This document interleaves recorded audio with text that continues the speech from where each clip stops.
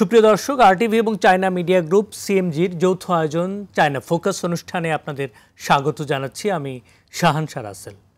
বিনিয়োগ আকর্ষণ করতে কিছুদিন আগেই চীনা বিনিয়োগকারীদের নিয়ে চীনে অবস্থিত বাংলাদেশ দূতাবাস এবং বাংলাদেশ বিনিয়োগ উন্নয়ন কর্তৃপক্ষ বিডার যৌথ উদ্যোগে সাংহাই এবং কুয়াংচৌ শহরে বিনিয়োগ সম্মেলনের আয়োজন করা হয়, যেখানে বাংলাদেশের একটি প্রতিনিধি দল চীনা কোম্পানির 130 জনেরও বেশি বিনিয়োগকারীদের নিয়ে আলোচনা করেন। এই সেমিনার নিয়ে একটি প্রতিবেদন দেখব চায়না মিডিয়া গ্রুপের প্রতিনিধি লিওনো শিশিরের কাছ থেকে। চীনে বাংলাদেশ দূতাবাস ও বাংলাদেশ বিনিয়োগ উন্নয়ন কর্তৃপক্ষ বিডার যৌথ উদ্যোগে চীনের সাংহাই ও কুয়াংচৌ শহরে সেমিনার আয়োজন করা হয়। এবার সেমিনারে অংশগ্রহণ করতে আসেন চীনা কোম্পানির 130 জনের বেশি দায়িত্বশীল ব্যক্তি ও ব্যাংক সহ সংশ্লিষ্ট খাতের মানুষেরা। চীনে নিযুক্ত বাংলাদেশের রাষ্ট্রদূত মোহাম্মদ নাজমুল ইসলাম অনুষ্ঠানের শুরুতে একটি ভাষণ দেন। তিনি গত 50 বছরে দুই দেশের সহযোগিতার কথা উল্লেখ করে বলেন, Over the past 5 decades, our partnership has flourished through mutual respect, cooperation and shared aspirations. গত 5 দশকে চীন ও বাংলাদেশের অংশীদারিত্বের সম্পর্ক পারস্পরিক সম্মান, সহযোগিতা ও অভিন্ন প্রত্যাশার ভিত্তিতে দ্রুত উন্নয়ন হয়। আজ আমরা শুধু কূটনৈতিক সম্পর্ক প্রতিষ্ঠার বার্ষিকী উদযাপন করি তা নয়, বরং আমরা পরবর্তী পর্যায়ে সহযোগিতার জন্য উন্মুখ। দ্রুত পরিবর্তিত বৈশ্বিক পরিস্থিতি ও বর্ধিত অনিশ্চয়তার মুখে আমাদের পরস্পরকে সাহায্য করতে হবে এবং বিনিয়োগের মধ্যে গুরুত্বপূর্ণ একটি বিষয়। চীন হচ্ছে বাংলাদেশের বৃহত্তম বিনিয়োগ দেশ এবং সেখানে এখন রয়েছে 1000-এর বেশি চীনা কোম্পানি। চীনা বিনিয়োগকে আকর্ষণ করতে বাংলাদেশ সরকারও নীতি নিয়ম, যোগাযোগ ব্যবস্থা সহ নানা বিষয় থেকে সুবিধা প্রদান করছে এবং সেমিনারে চীনা বিনিয়োগকারীদের নানা প্রশ্নের উত্তর দেওয়ার জন্য Q&A বিশেষ আয়োজন করা হয়েছিল। তাছাড়া এবার সেমিনারে বাংলাদেশে বিনিয়োগের সফল অভিজ্ঞতাও শেয়ার করেন চীনা কোম্পানির দায়িত্বশীল ব্যক্তিরা। জিয়াংসু হংটিয়ান কোম্পানি পোশাক, ফেব্রিক, ডাইং ও টেক্সটাইল নিয়ে বাংলাদেশে 3টি কারখানা স্থাপন করছে। তাদের বিনিয়োগের পরিমাণ $50 কোটি বেশি এবং এই থেকে 25,000-এর বেশি কর্মসংস্থান সৃষ্টি হবে। কোম্পানির প্রেসিডেন্ট ম্যাডাম হানজলি বাংলাদেশে বিনিয়োগ করার কারণ এবং বিডার সঙ্গে সহযোগিতার অভিজ্ঞতা নিয়ে কথা বলেন। বাংলাদেশের আছে প্রচুর তরুণ কর্মশক্তি এবং কাজের প্রতি তরুণদের ইতিবাচক মনোভাব আমাদের শিল্পের জন্য গুরুত্বপূর্ণ। গত মে মাস থেকে আমরা বিডার সঙ্গে যোগাযোগ শুরু করি এবং তাদের সহযোগিতার মাধ্যমে বাংলাদেশ সরকারের নতুন রূপ দেখেছি। তাদের কার্যকারিতা, পেশাদারী সেবা এবং বিদেশি বিনিয়োগকারীদের জন্য প্রণীত নতুন ব্যবস্থা দেখে আমি ভবিষ্যতে বাংলাদেশে বিনিয়োগের বিষয়ে খুব আশাবাদী। যেমন বিডার চেয়ারম্যান চৌধুরী আশিক তার ভাষণে বলেন, তার সংস্থা বাংলাদেশে চীনা বিনিয়োগকারীদের জন্য সর্বোচ্চ সেবা প্রদান করতে চেষ্টা করছে।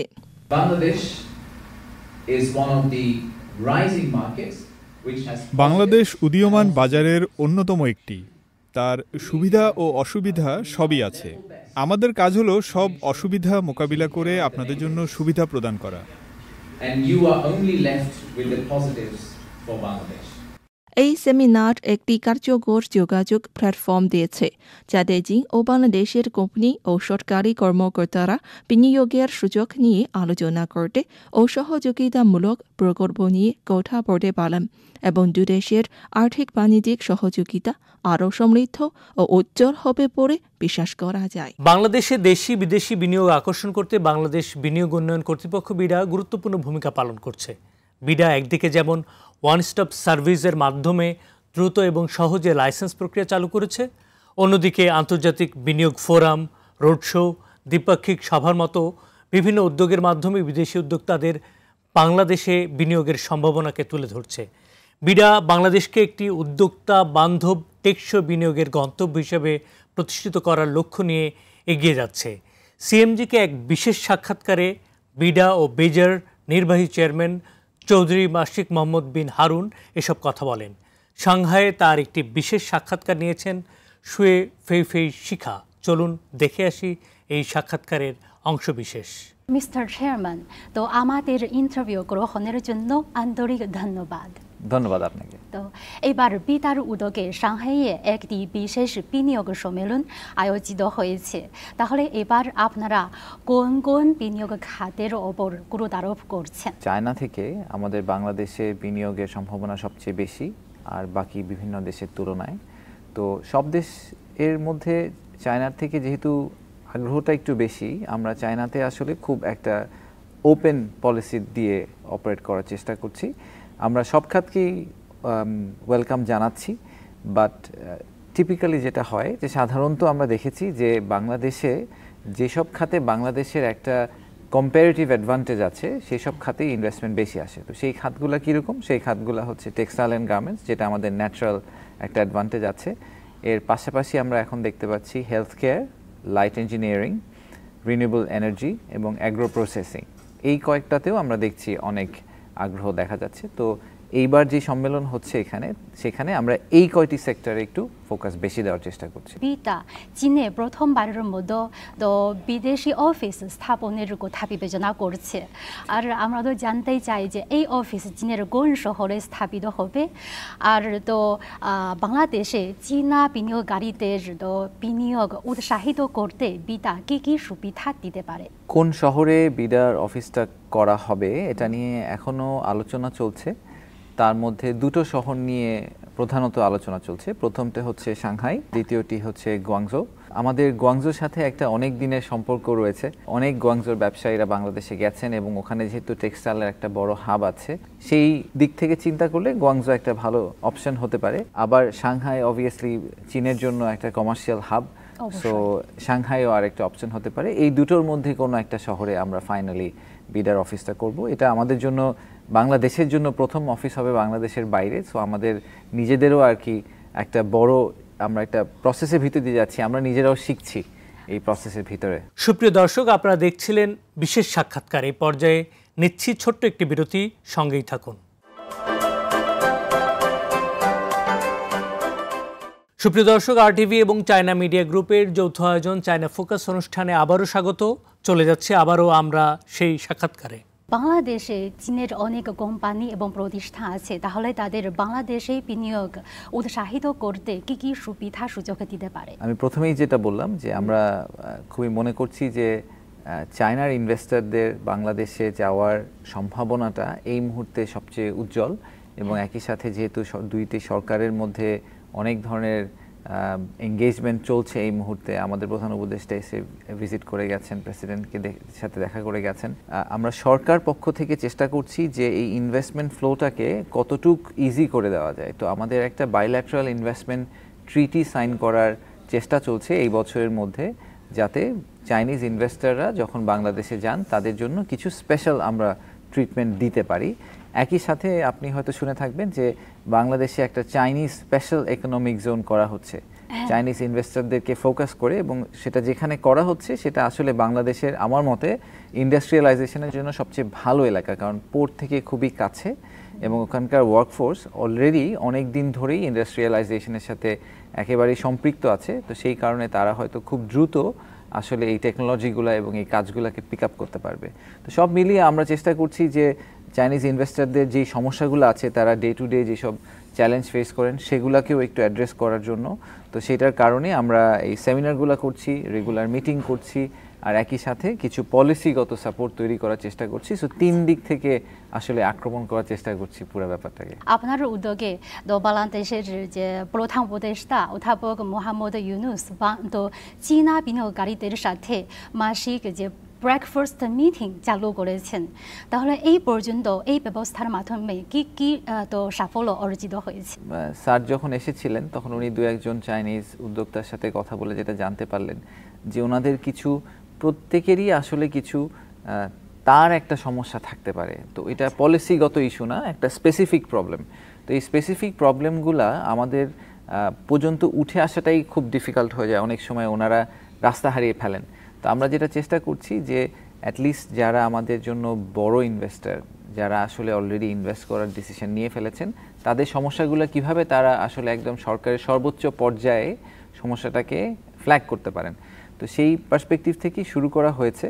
আমরা দুটো মিটিং অলরেডি করেছি এবং এই মিটিংয়ের প্রেক্ষিতে আমরা বেশ কিছু অ্যাকশন নেওয়ার চেষ্টা করছি। ওইসব উদ্যোক্তার সাথে সরাসরি কথা বলে তাদের সমস্যার সমাধান করার চেষ্টা করছি।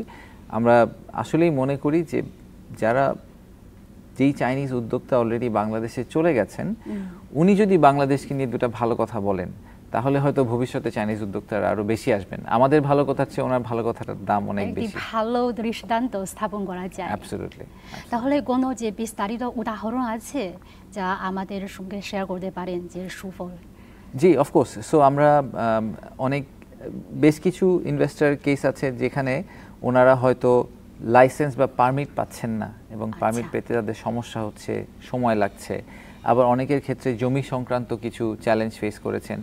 বা আরেকটা গ্রুপ আছে যারা ইনফ্রাস্ট্রাকচার যে সাপোর্টের কথা আমরা বলি, যে গ্যাসের কানেকশন, এগুলা পেতে ওনাদের সময় লাগছে। তো বাংলাদেশ সরকারটা অনেক একটা বিভাজিত সরকার, সরকারের ভিতরে অনেকগুলা সংস্থা এবং মন্ত্রণালয় রয়েছে।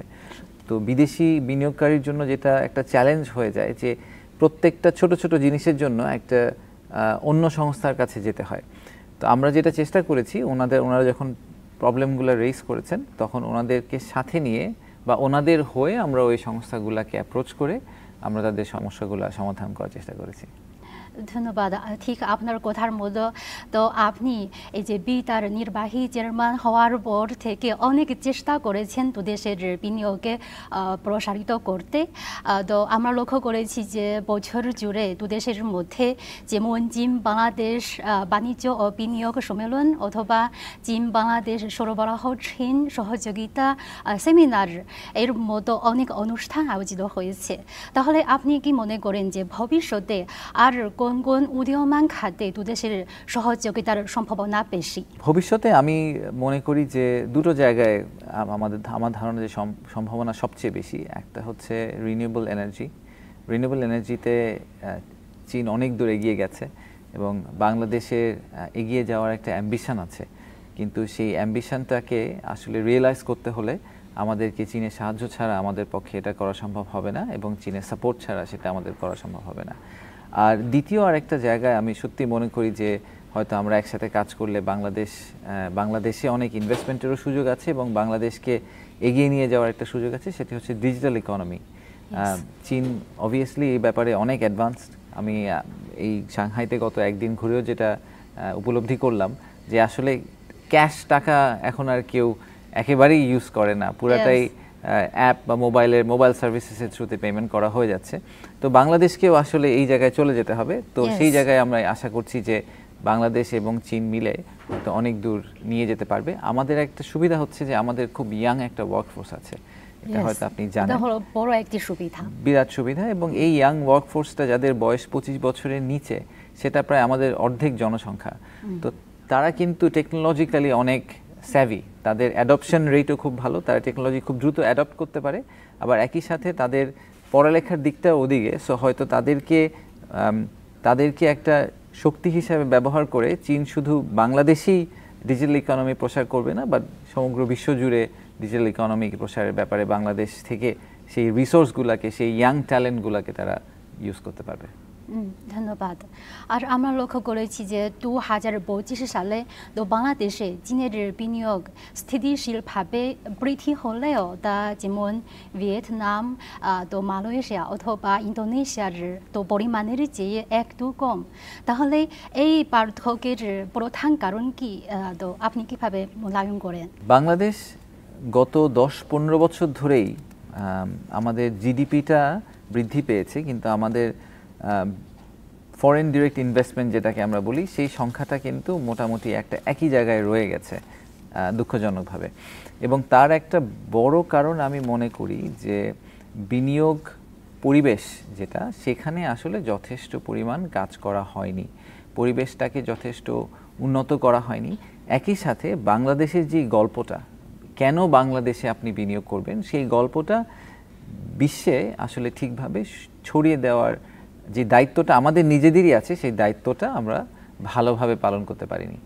তো আমরা এখন যেটা করার চেষ্টা করছি যে অফকোর্স ভিয়েতনাম বা আপনি যেসব দেশের কথা বললেন তারা লাস্ট 15 বছরে অনেক দূর এগিয়ে গেছে, বাট আমরা এখন স্পেসিফিক্যালি এই ইস্যু দুইটাকে রিজলভ করার চেষ্টা করছি।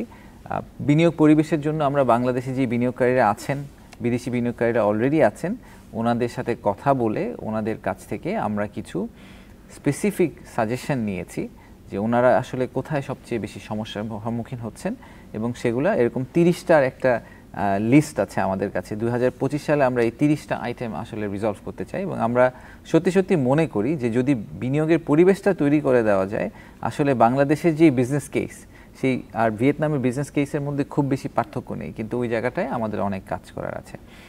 আর সরকারের দ্বিপাক্ষিক সম্পর্কের ভিত্তিতে যেটা আরেকটা আমাদের বিরাট করার কাজ আছে, সেটা আমাদের বাণিজ্য মন্ত্রণালয় সেটা নিয়ে কাজ করার চেষ্টা করছে, সেটা হচ্ছে এফটিএ ট্রেড এগ্রিমেন্টের ক্ষেত্রে। আপনি দেখবেন যে বাংলাদেশের ট্রেড এগ্রিমেন্টের সংখ্যা খুবই কম, কিন্তু যেসব দেশ আসলে ইনভেস্টমেন্টে অনেক দূর এগিয়ে গেছে তাদের প্রচুর ট্রেড এগ্রিমেন্ট আছে। তো আমরা সেই জায়গাটাকে আসলে একটু প্রায়োরিটাইজ করার চেষ্টা করছি, এবং চেষ্টা করছি যে আমরা আগামী 2-4 বছরের মধ্যে কত দ্রুত বেশ কিছু ট্রেড এগ্রিমেন্ট সাইন করতে পারি। সুপ্রিয় দর্শক, আপনারা দেখছিলেন বিশেষ সাক্ষাৎকার। এই পর্যায়ে নিচ্ছি ছোট্ট একটি বিরতি, সঙ্গেই থাকুন। সুপ্রিয় দর্শক, আরটিভি এবং চায়না মিডিয়া গ্রুপের যৌথ আয়োজন চায়না ফোকাস অনুষ্ঠানে আবারও স্বাগত। চলে যাচ্ছে আবারও আমরা সেই সাক্ষাৎকারে। আরেকটি বিষয় হলো যে তো যুক্তরাষ্ট্র এখন বাংলাদেশের ওপর যেন 35% শুল্ক আরোপ করেছে, এর ফলে যে ব্যয় বাড়িয়ে দিয়েছে। তো বাংলাদেশও তো জটিল বৈদেশিক পরিবেশের সম্মুখীন হলে আপনি কিভাবে মনে করেন যে বাংলাদেশের কি করা উচিত, এবং চীনের সাথে সহযোগিতা করা কি বাংলাদেশের বাজারে স্থিতিশীলতা আনতে সাহায্য করবে? যুক্তরাষ্ট্রের সাথে আমাদের যে ট্রেড নিয়ে কথাবার্তা চলছে সেটি এখনও চলছে। আপনারা হয়তো দেখেছেন যে বা শুনেছেন যে অগাস্টের 1 তারিখ নাগাদ আমরা আশা করছি যে আমরা একটা এগ্রিমেন্ট সাইন করতে হয়তো ওনাদের সাথে পারবো। এবং এই মুহূর্তে আমাদের একটি দল আমেরিকা আছে, তারা এখনও এই নেগোসিয়েশন করছে। সো আমি শুনেছি যে 35% আপাতত একটা হোল্ডিং নাম্বার হিসেবে দেওয়া আছে, বাট আমরা আশা করছি যে আমরা হয়তো একটা ভালো ট্যারিফ নিয়ে নেগোসিয়েশন শেষে ফেরত আসতে পারবো। আর চীনের ব্যাপারটা আমি প্রথমেই যেটা বললাম, চীনের ব্যাপারটা সম্পূর্ণ আলাদা। আমার কাছে সত্যি সত্যি মনে হয় যে আগামী 5-10 বছরে বাংলাদেশে যে বিনিয়োগটি আসবে, বাংলাদেশের অর্থনীতিতে যেই চাকা সচল হবে, তার পিছনে চীনের একটা বড় ভূমিকা থাকবে। এবং বাংলাদেশ আর চীনের যেই দ্বিপাক্ষিক সম্পর্ক, যেটা এই বছর আমার কাছে মনে হয় একটা কমপ্লিটলি ডিফারেন্ট স্টেজে চলে গেছে, এটা আরও উন্নত হয়েছে, এটা আরও বড় হয়েছে, এবং এটা আরও বড় হতেই থাকবে।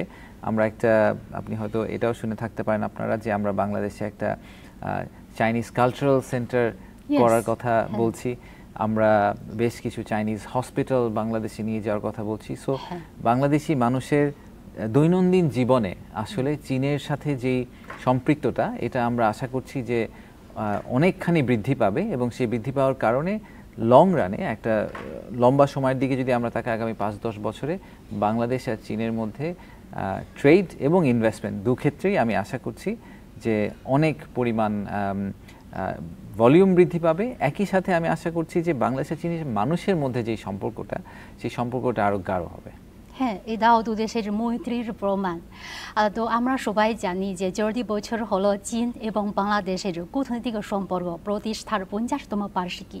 তাহলে তো এই 2 বছর ধরে দু দেশের যে বাণিজ্য ও বিনিয়োগ ক্ষেত্রের সহযোগিতাকে আপনি কিভাবে মূল্যায়ন করেন?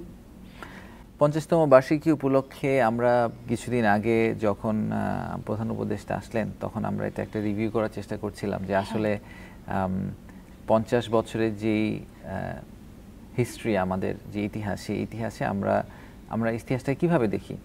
তো সবচেয়ে প্রথম একটা ব্যাপার খুব পরিষ্কার, সেটা হচ্ছে যে চীন এবং বাংলাদেশের দুই দেশের প্রতি যেই মনোভাব, সেই মনোভাবটা সবসময় খুবই পজিটিভ এবং খুবই কোঅপারেটিভ একটা মনোভাব নিয়ে আমরা দুটি দেশ অপারেট করি।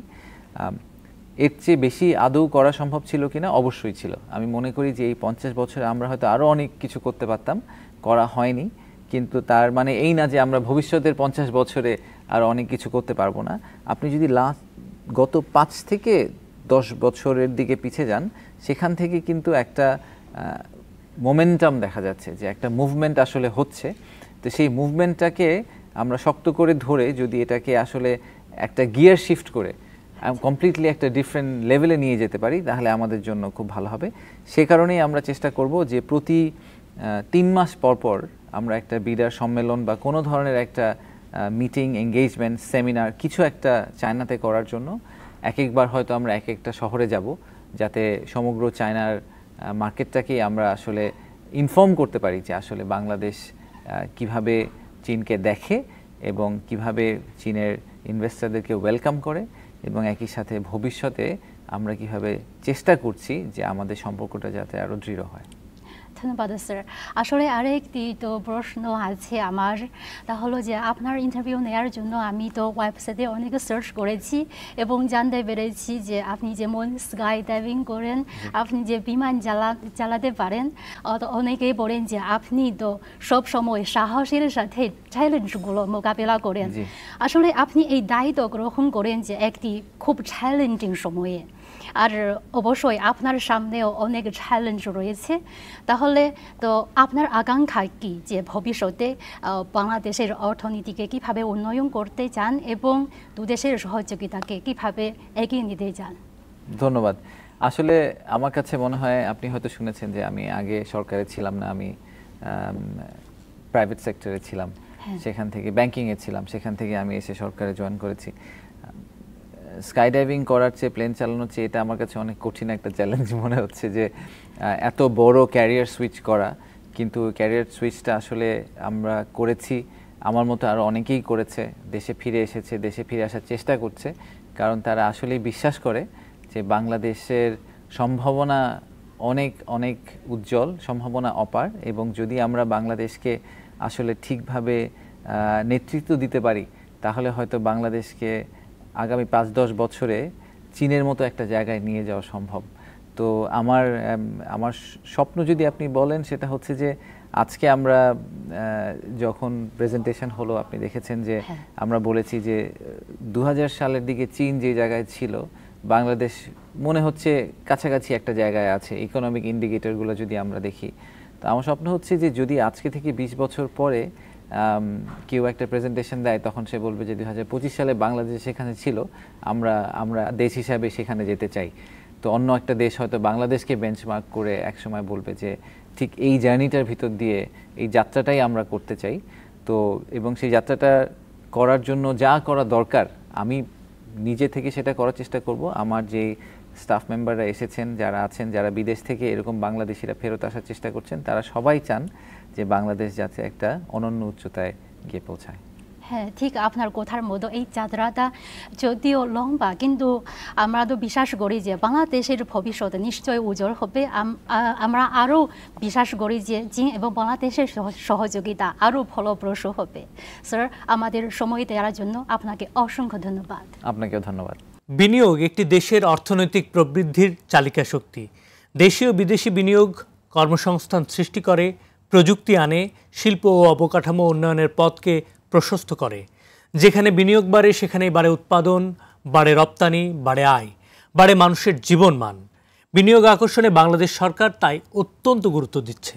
সুপ্রিয় দর্শক, আজ এ পর্যন্তই। দেখা হবে আগামী সপ্তাহে নতুন কোনো বিষয় নিয়ে এই অনুষ্ঠানে। সে পর্যন্ত সবার জন্য শুভকামনা।